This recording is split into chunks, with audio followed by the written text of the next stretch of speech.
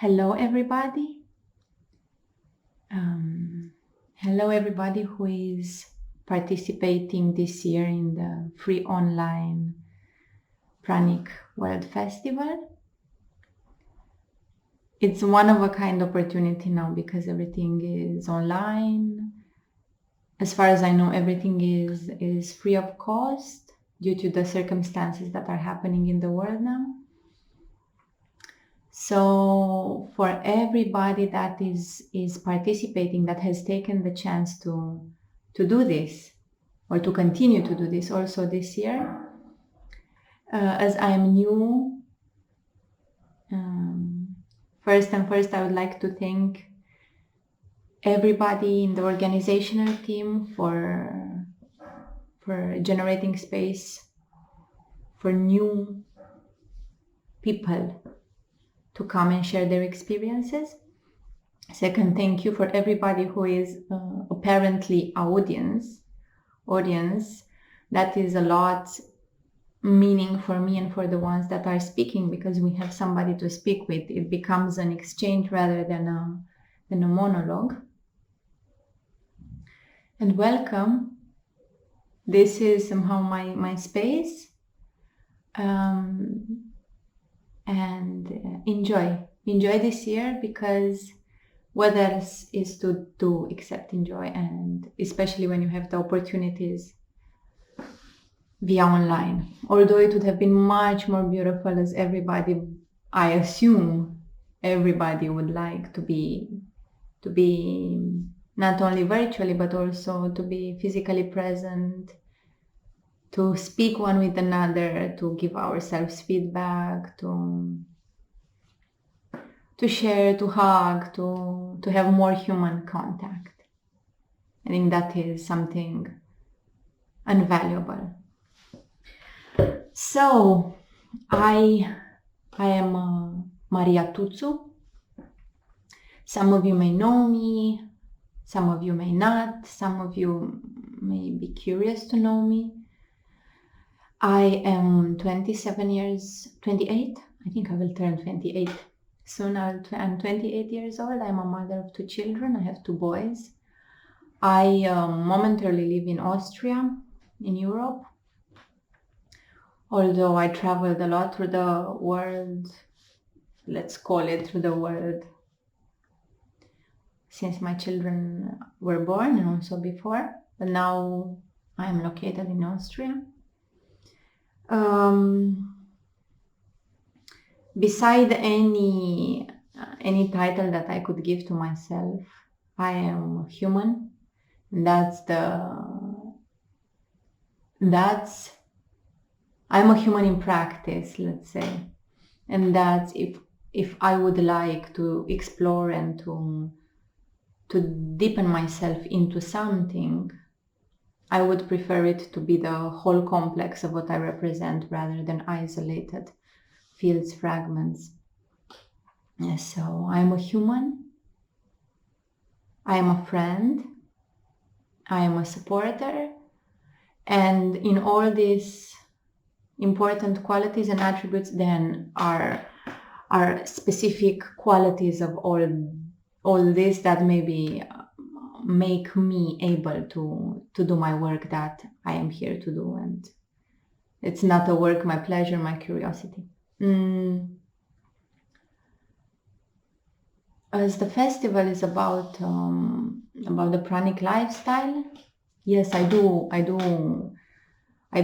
experience. It's not that I practice. I do experience a pranic lifestyle. In the sense of freedom. I suppose, like everybody, I was born with a tabula rasa, let's call it, like an empty whiteboard. And there have been layers and layers from various sources that have cultivated different parts of me. These sources maybe have not been necessarily the most aware, because in the end we are humans and we also experience life through suffering, and we understand a lot through suffering. And now, when, especially after I had children, I didn't want to repeat the mistakes. Therefore, I started to ask myself what is true for me and what is not true for me. And that is represented by a doubtful quality, which I find it very useful in being human. I doubt not to defy the laws that are present. I doubt because it is my right and because I deserve to explore and to discover who I am and who I want to be. And this equation to be able to navigate these equations. So yes, a pranic lifestyle for me is what I have explained now. I give myself the allowance, even though it's difficult in the beginning, let's say, because how else to live except how we were used to it? How else to live except how we were taught by the most loved ones in our surroundings? Even if this creates suffering, it is still difficult to break these so-called patterns. But that's why I say that in the incipient phase it may be difficult, but afterwards it's a matter of integrity. It's a matter of, in the end, things cannot happen except we are saturated, except we cannot take it anymore. And that is what is happening through a unfolding of self-humiliating.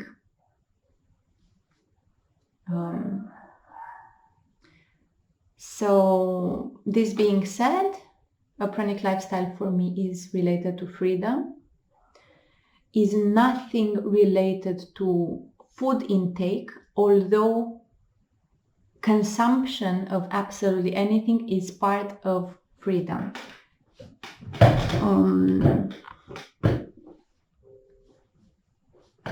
I do not have any goal of renouncing food, but actually I do have the wish, and I want to do one thing at a time, because I realized when I do one thing at a time, I'm the most happy.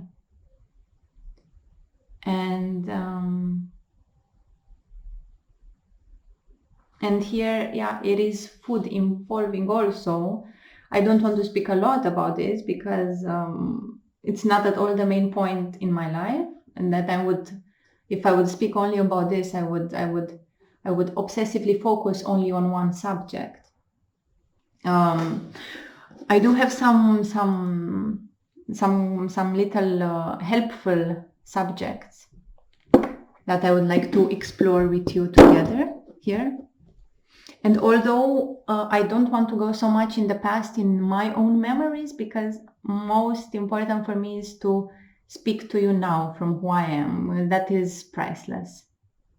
That is above everything that you could know about me as information. And so I would like to speak a little bit what is the difference between fasting and pranic nourishment. As I explained what it means, pranic lifestyle for me and pranic nourishment.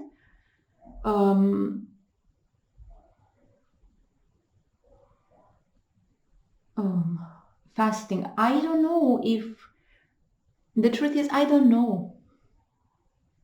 I don't know if fasting is different than pranic lifestyle, pranic nourishment.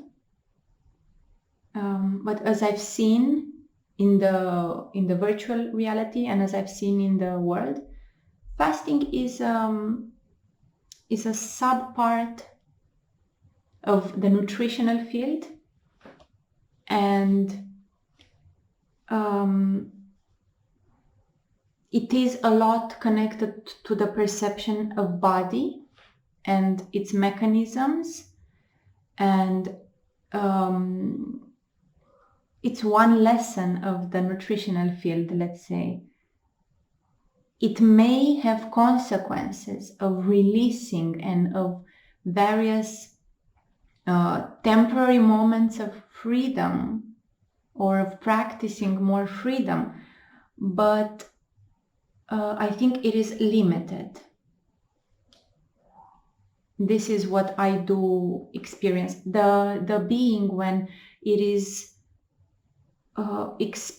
focusing on fasting, the being, it is operating on a program, because it is limited. Everything which is limited is a program, let's say, has an end, has an extension.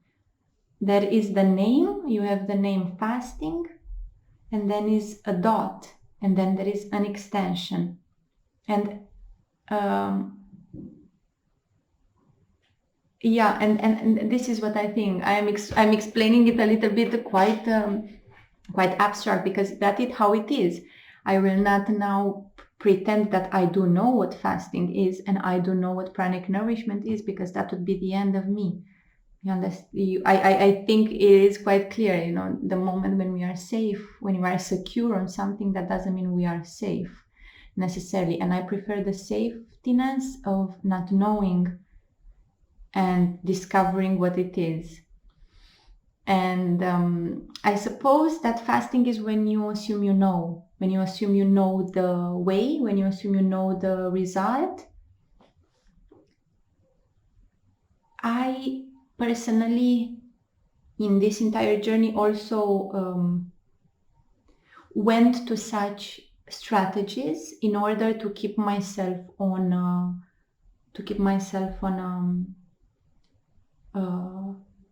a direction. And I think that maybe fasting gives you a purpose of direction, which in pranic lifestyle you don't simply need it. There is not a there's not a goal oriented. You don't need a purpose.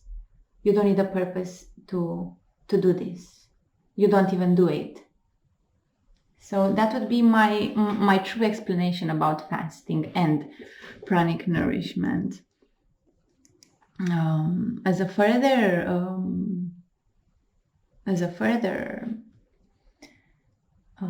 guideline, let's call it, in this discussion, what would be the topic of this discussion is, if I would give a definition to my being of light, what would be that? That is something that in my case belongs to the imagination, because I don't have a being of light. What I perceive now, as I look in the video now, as I look in the mirror, I do perceive a body. I do see a body. I do see a form. So I have had not experiences with bodies of light. I could know about it from the collective field, who I don't know if they have experienced it or not. I could know this from informational points of view, but I have not experienced this this corpus that I have now becoming a body of light. Yet I did experience that I did experience through various interactions with people that this was always present in a dynamic. This was always present when there was another. I did experience a dissolution of the material consistency. And I did experience that there are other states much more fluid. There are states which are beyond rationality, and that also affects the interface with which we daily interact. I don't have any way to access that. I have not developed anyway. I don't know if it can be developed. I live by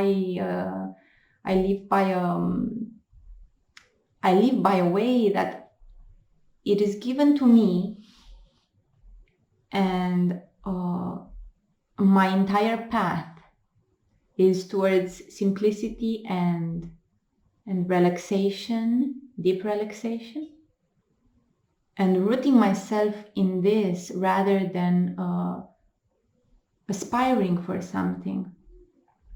So every time that I have experienced this, which I think maybe a lot might call it a light body, even a lot of people told me that I have already a light body or that I should construct myself a light body. This is for me something part of the imagination, which at a moment or at another might descend on me. I might be gracefully blessed to have such experiences. But the only thing that I can say is until now, I did experience it with another. It's always been the presence of another.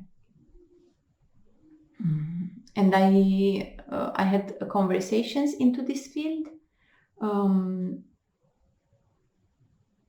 in the end, it's interesting because the conversations are returned to the state of, let's call a reactive monologue. Because when the fluidity of the atmosphere is happening, we no longer have a form, a stable form to which we address ourselves. You address yourselves to the intelligence of the atoms in the atmosphere. So this is what I could say about the body of light, which is maybe interesting, but I believe a body of light is a collective reality. A collective reality. And it is happening as a collective reality. Another subject would be what is my opinion about the pandemic that has happened now. I don't know exactly the name. I suppose it's COVID-19. Okay, this is funny. Since I'm a child, I somehow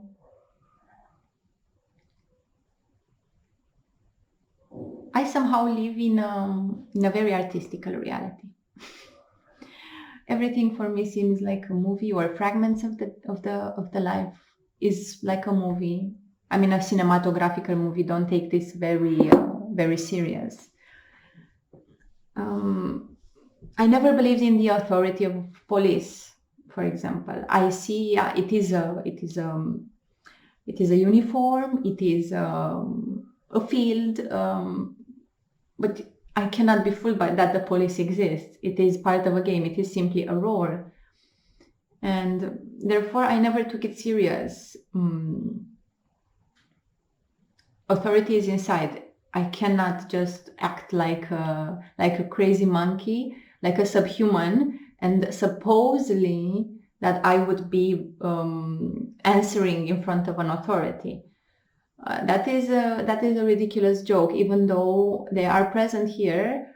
But as long as they are not aware that this is a role and that humanity is above it, we cannot expect that they are responsible enough to act with integrity. So when this COVID happened, I was more interested in watching. Somebody at a moment described me as a watcher, and related to interdimensional perspectives, I understood that a watcher is a person who never interferes directly and watches and reports somehow to other various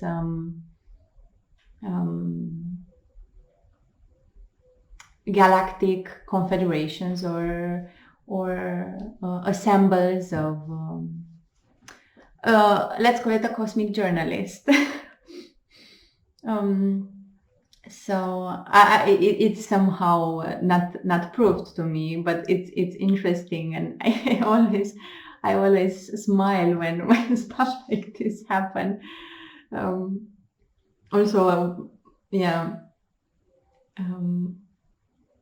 So when I heard about this pandemic, first of all, a natural reaction is that it's a little bit ridiculous for me to hear people and take them seriously. This is the first thing, because whenever there is a fear-based opinion, or when there's a fear-based perception or an obsessive perception, something is not necessary. something, it's overwhelming, and it's not, I do not take it as true. It's impossible to take it as true, because then we omit. This is like quantum observation. When you observe something, you omit the other possibilities, and that is not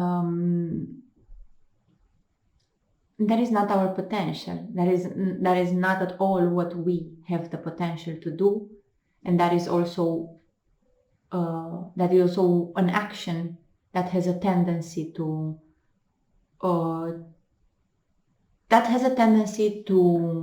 create suffering, because we are blind towards the other quantum possibilities.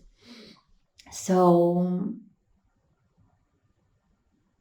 what was for me important in this was to keep my focus about what is important, to protect the others, to help and support the others who are experiencing stress, or who are experiencing chaotical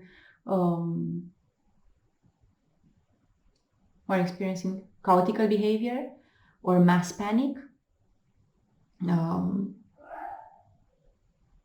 I am not anymore interested to go in details and know everything about it, know information's the level of virology and medicine, and but I am aware that I'm aware of the implications on a global political social reality and how this affected, and I know it has been both a blessing and a curse for many on different areas of their life. And I'm also aware of all the other quantum possibilities, which all of them might be true, including what is known as the conspiracy theories, the untested perspectives. But my position will always be in the center, revolving all of this, and because only that, I suppose, that I can do what is meaningful in a situation. This is what I can say about the COVID. This is the most essential. I could babble a lot about this. What advice I would give to people who are starting with pranic nourishment?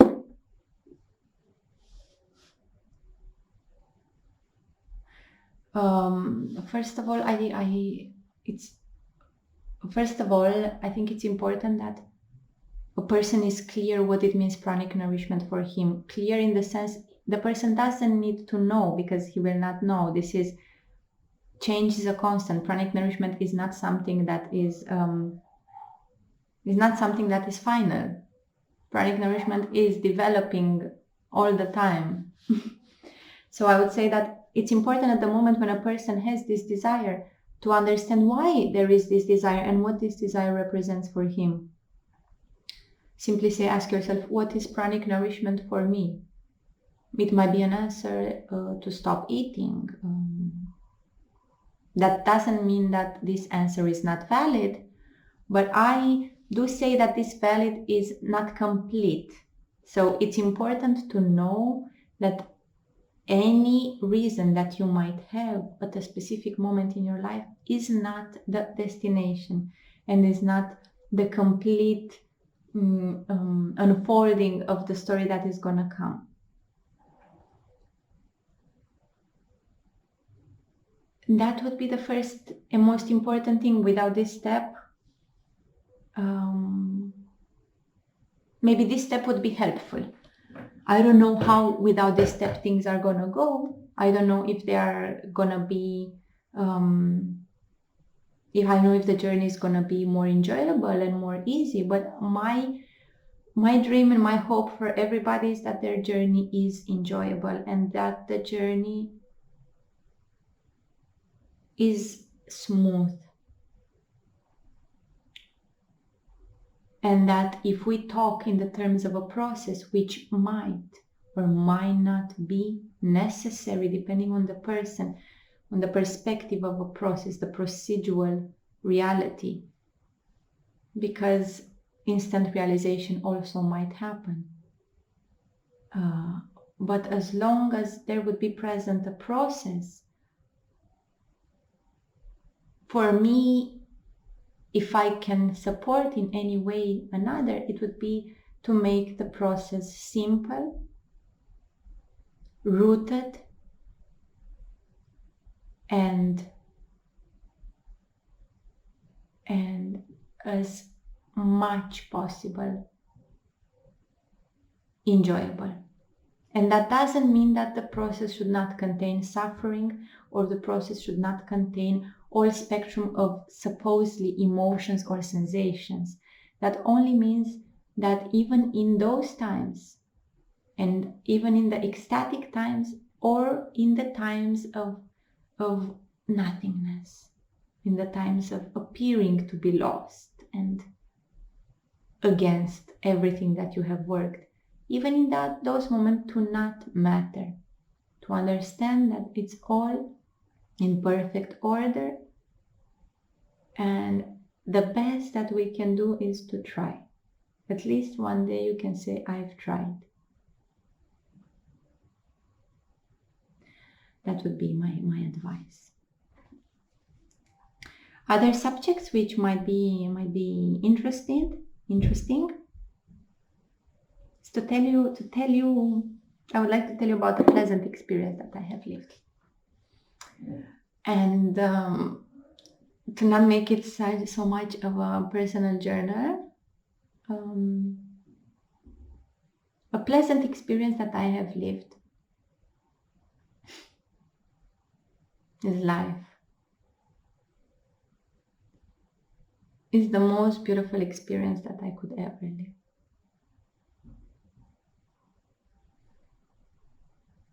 I cannot believe that I'm alive. I cannot believe that I have survived the experience that I have survived. And I cannot believe that I have survived myself, and in the same time that I have become who I am because of myself and because of the others that are the apparent others that are parts of the self.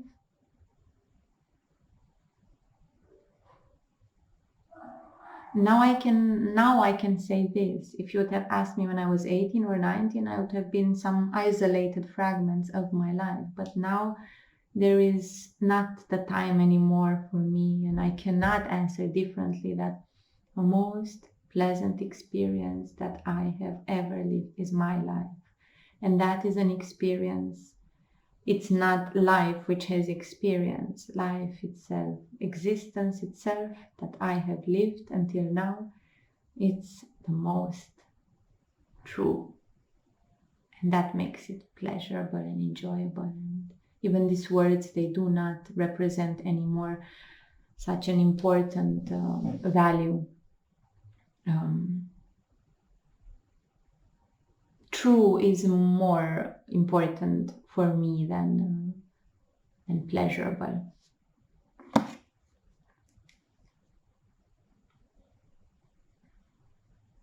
Another topic, to tell you an unpleasant experience.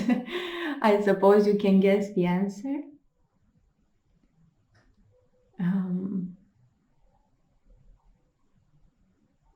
The most unpleasant experience has as well been life. Life has been for me the paradoxal experience. And I can hold it in gratitude now because it had both, and because I was growing in this.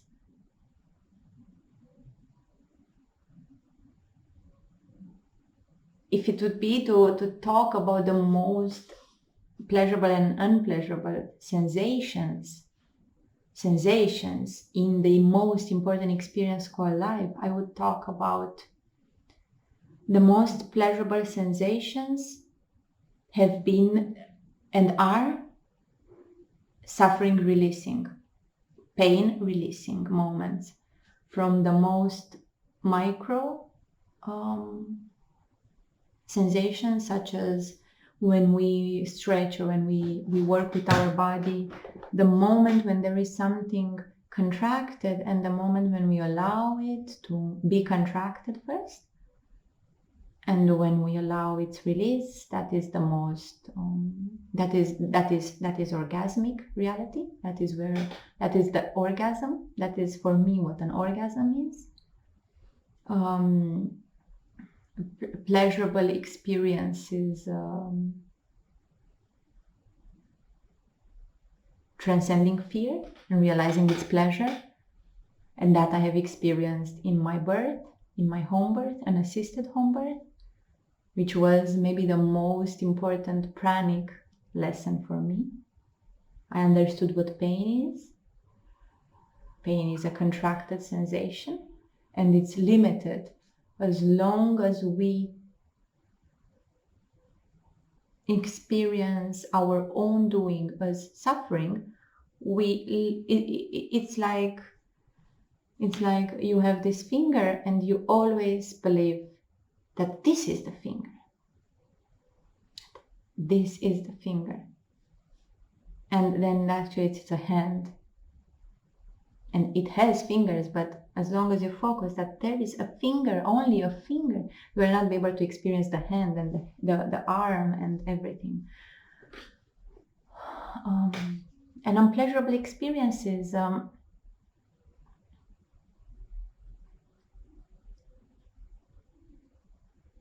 unpleasurable experiences have been the ones that all my unpleasurable experiences in life have been generated from the fact that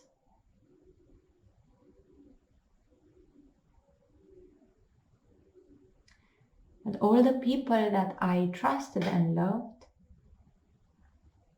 were living in fear as well. And they have passed on to me, and they have unconsciously supported me to develop the same pattern again. And that has been the most painful experience in my life, because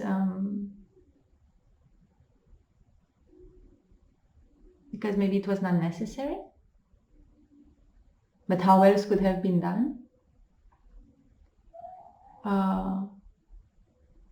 Because I cannot not take into consideration the reality of evolution, time, processual reality. But I don't hold grudge on this. I can look at it now as something that has also a part in reality. Is like, how can I become strong if I have nothing what to make me strong?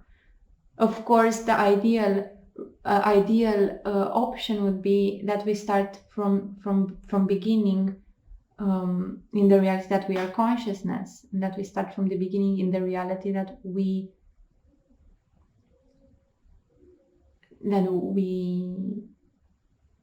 take time and we don't involve ourselves in all the games, and we do one thing at a time.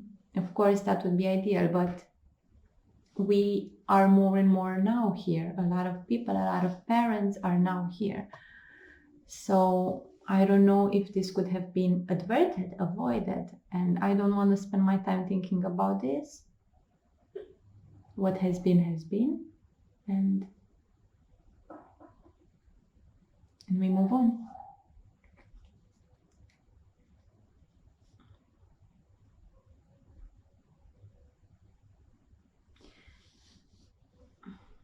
How do I see the world in the future? How do I see the world in the future? In infinite possibilities. I really like so much this that I can see the world in infinite possibilities. But what I would like, that's a different topic. I would like the world to be relaxed, playful, full of imagination. I would like the world to be like children, that we play, that we discover, that we live much more simple but with much more imagination.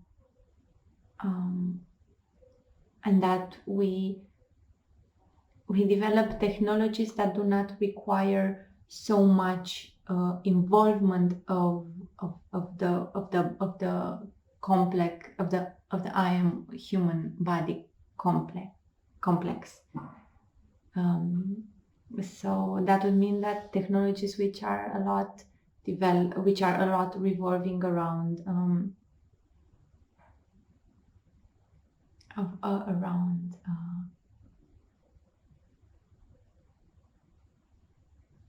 around the quantum field manipulation, skillful manipulation, that I suppose based a lot on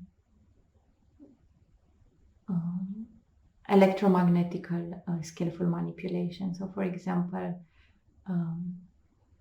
just imagine a bunch of children, very beautiful, that do things because they love and they like, and that we can shift our appearances depending on moods and on days. And if we want clothes, they could be plasmatic clothes. I imagine a very futuristic thing, and I would like very much that we have the ability to shift into whatever creational species. So I would like that it's not so constricted anymore in boxes and species and this and ages, and I would like it to be just a playground of that we play and that we have fun, and that we don't, most importantly, we don't take things so serious, because at one moment or the other we also must realize that there is a possibility that everything will simply disappear. So that's what I realize the most with my children. When we go to the playground, I can waste my time thinking about what I have to do, what I want to do, what I want to become, where I want to live, what is the perfect place. Or I could just jump with him on a boat and sail through the South Africa, and we see rhinoceros and monkeys, and we complete each other in this. And yeah, this is what I hope we will experience in our way back home.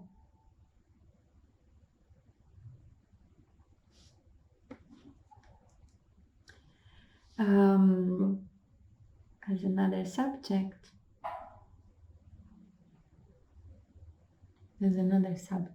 important in this talk would be, what is my view on life and death?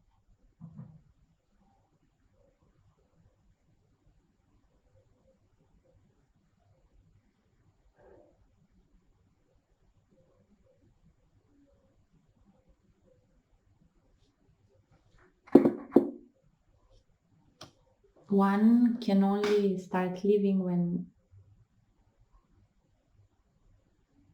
he's not, when fear is not predominantly leading existence. Because we could say that, like in a game, in a computer game, when there is all the time fear, clearly there are all the time enemies, and then there is always fear, and that is a survival mode. And life is a dance. Life is a lila. Life is a game. Life is a play. That is when it starts life. It starts life when you are not fearful anymore, when you don't have fears. And yes, things still might not be perfect in the world, but you and me and everybody, we can still exist without fear.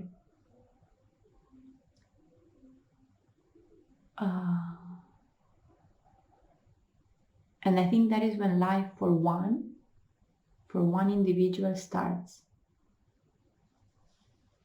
And that is the death of what was before. Because if you live without fear, you're not afraid of death. You don't see what is coming next as end. So I suppose that initially death must be present for life to happen. Is not at all that life happens and the end of life is death.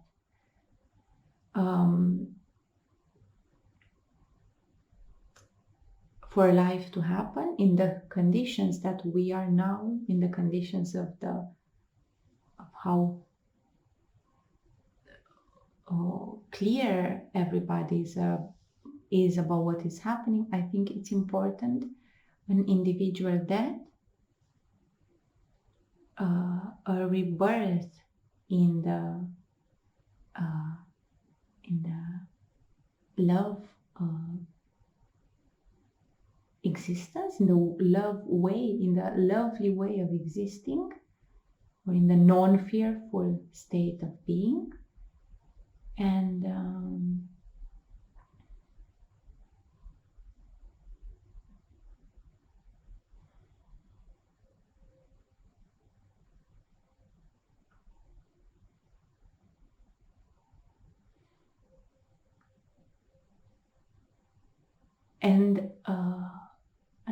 getting accustomed more and more with an understanding that death is happening all the time for a life and love or light to be able to be all pervasive.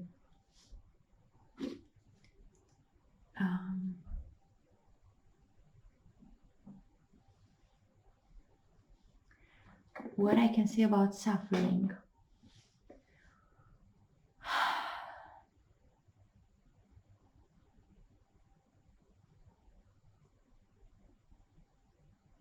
For me, the words, they start to lose their meaning. So I can only say to you that for me, suffering, I don't agree anymore because it's not useful anymore. I don't support anymore the condensation of a sensation or of a complex of sensations into one word, but I believe into explaining simple and very humanly about what is happening inside ourselves. So for me, suffering is an action, my own action of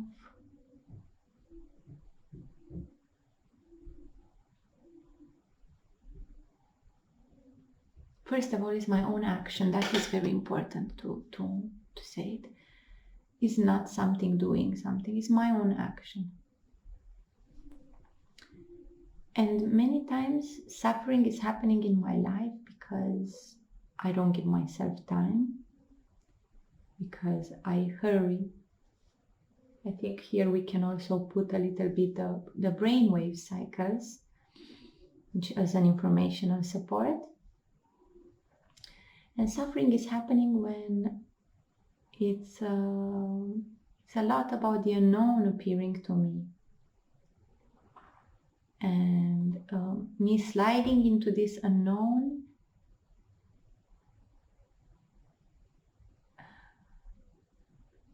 sometimes creates suffering. That is very funny, because it's really about the unknown. It's about the unknown. Suffering for me is related to the unknown.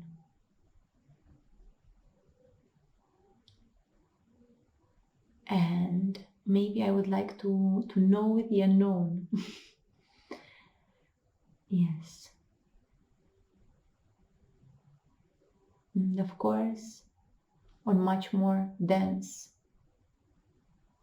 frequencies, we can experience suffering in whatever, in absolute whatever. We can experience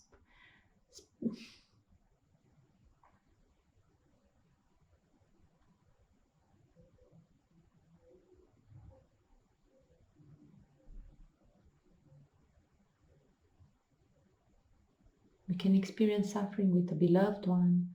We can experience something when things get out of control. We can experience suffering when we are too stressed, when we don't take care of ourselves, when in general we experience suffering as more and more lack of self-responsibility is present. And also we experience suffering when we have a goal-oriented perspective, because when we want to achieve things, because there is a pressure to achieve that, and unhappiness with how we are in the moment.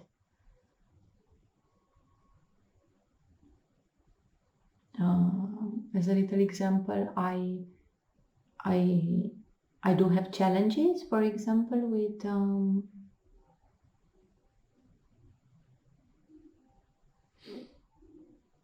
I do have challenges with various parts of my life. Of course, everybody knows it's difficult to be a parent. Everybody knows it's difficult to live with more people. With fields, you have 3-4 fields interacting, entangling all the time, affecting one another. And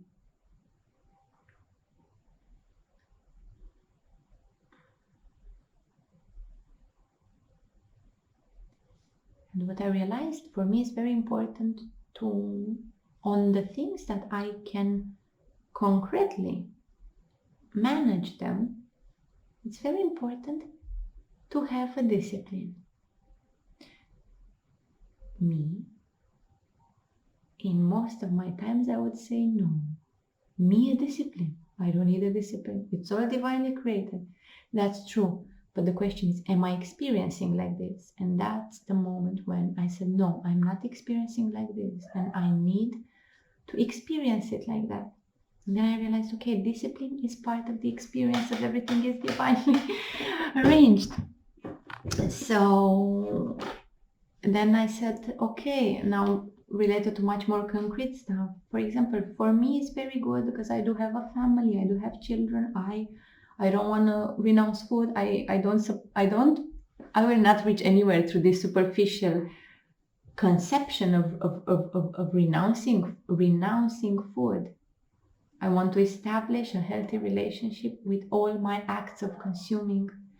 That's what is much more important than being free of something. I am getting free from this act of love.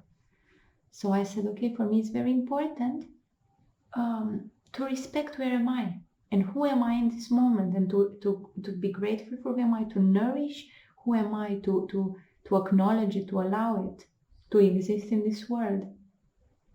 No matter what the past preconditions have been, and no matter what the pressure of the special future development may arise in me.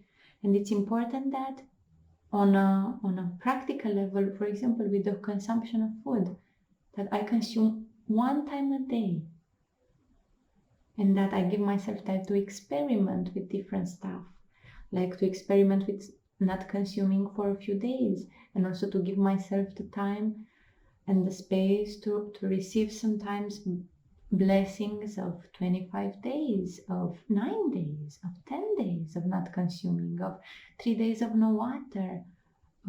This is for me what is part of my pranic journey. Discipline is very important. It's not if it's done from love, if it's done from a complete recognition of what discipline and where discipline enters in this entire equation. Discipline is not something that The individual decides for yourself. Discipline is a quantum calculation that we can allow. If it's a discipline because everybody is doing it like this, or the main groups on the internet or in the daily life are preaching it as a way, that is not necessarily going to support you. Discipline is it's not an isolated thing. It cannot be copied, and discipline has to be recognized as an act of service.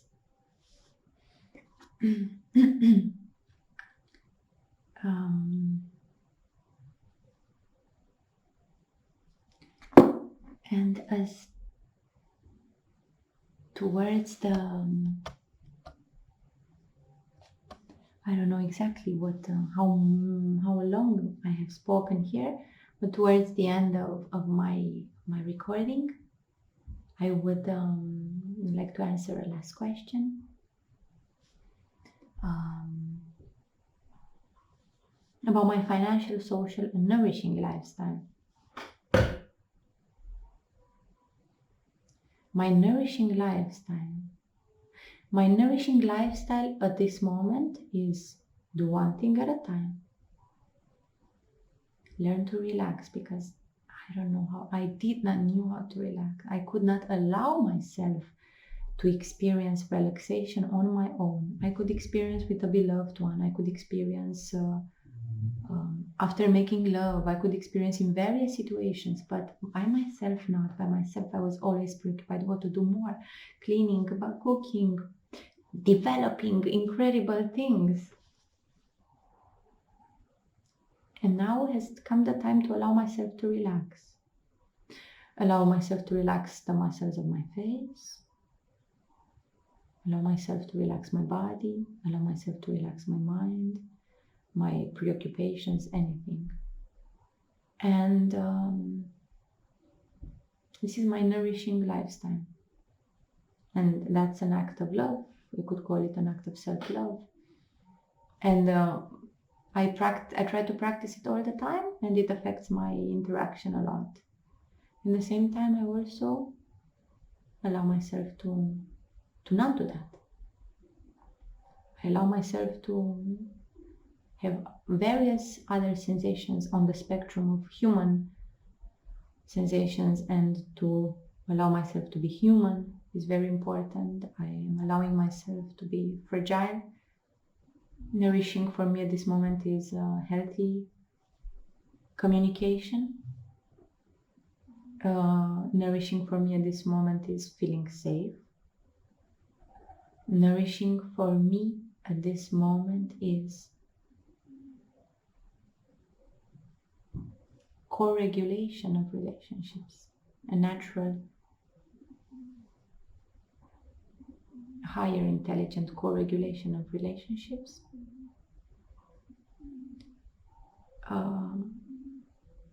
Allowing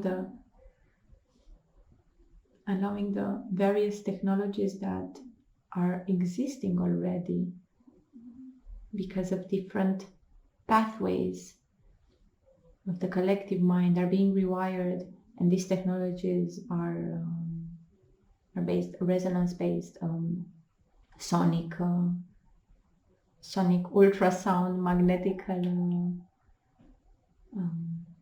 abilities.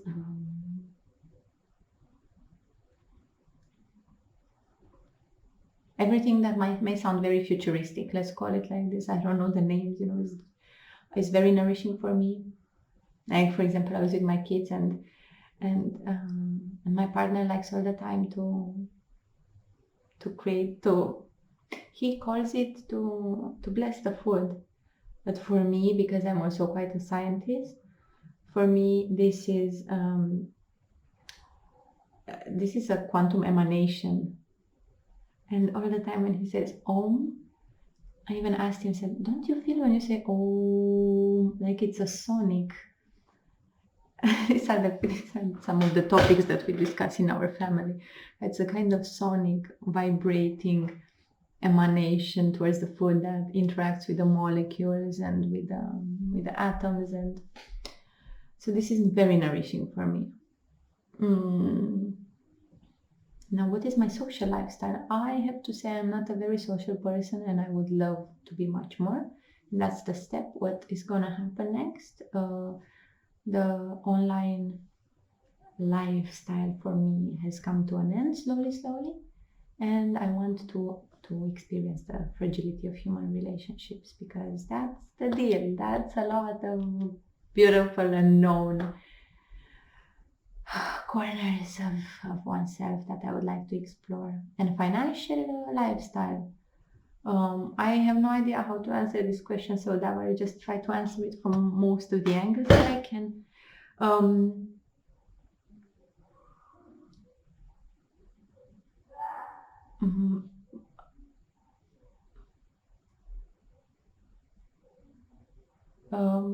Me and my family, we do have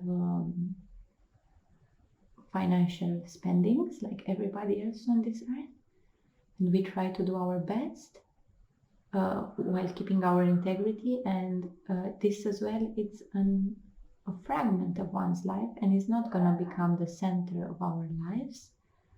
We try to not worry. We try to not obsessively focus on it.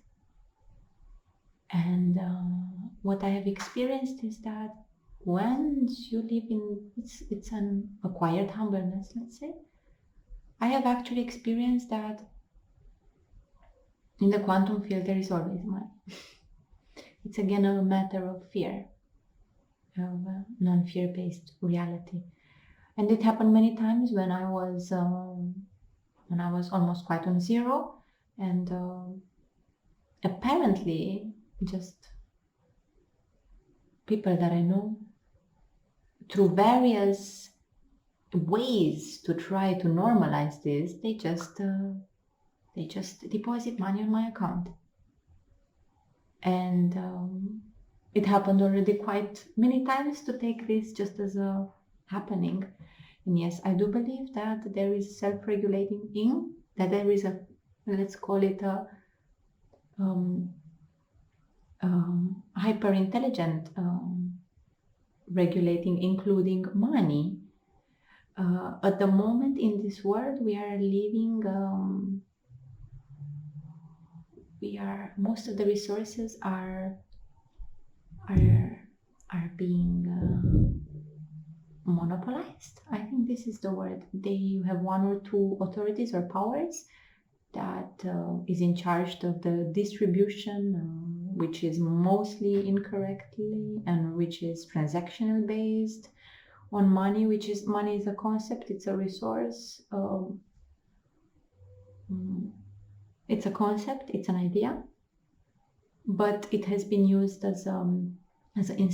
the truth is, it has been used as a means of control. If we talk globally,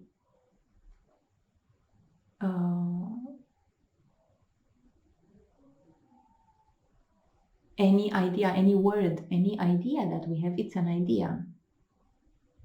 And money is also an idea. So I see it for what it is. Of course, it's part of our lives, and of course it can create stress because it's somehow how we are conditioned to acquire or not things. But in the same time, also, I try to not stress too much on it, because I know it is what it is, and it's not necessarily healthy to take something so seriously, because that doesn't mean that we will have it, that doesn't mean that it will be safe, because ultimately it's not correctly and free distributed, and is not distributed for the well-being and harmony of this planet, but for other various agendas that I will not discuss necessarily here. These are topics that must be focused on. But I am using and I am investing this idea in the health of me, my children, and my family.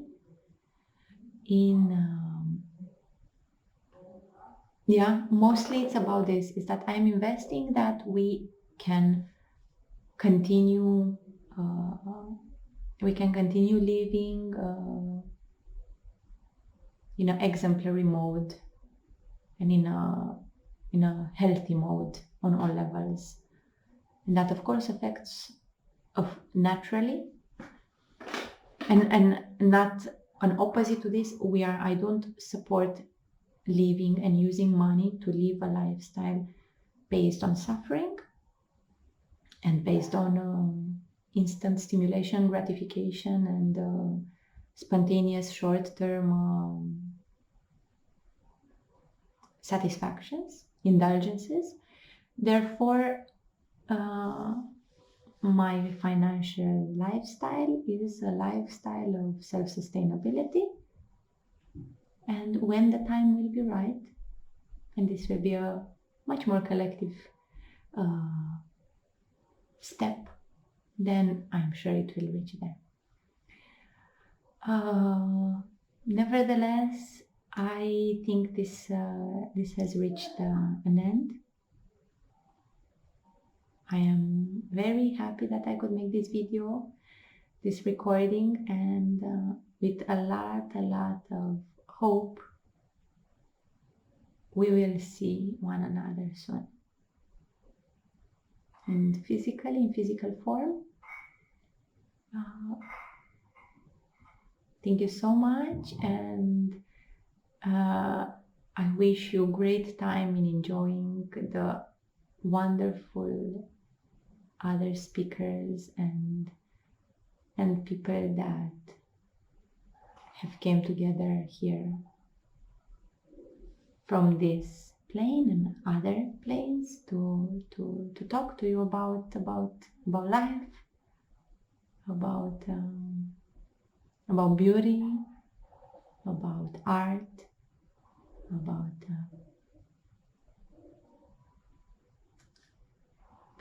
everything that happens in this beautiful dream.